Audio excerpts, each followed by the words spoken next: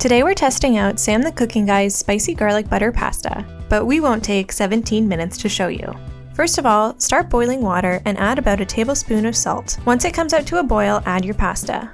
We use spaghetti, but you can pretty much use any shape you like. While your pasta cooks, start preparing your sauce by heating olive oil in a pan over medium heat, then adding butter and allowing it to melt. Using both butter and olive oil ensures that the butter doesn't burn while also giving the dish lots of rich flavor. Now add thinly sliced garlic and sliced red chili peppers. Cook this down, stirring occasionally until the garlic has browned but not burned. We put our own twist on the recipe by adding fresh lemon zest to brighten it up a bit. By this time, your pasta should be cooked al dente, so it's time to add it to the pan and give it a little stir to coat in the oil.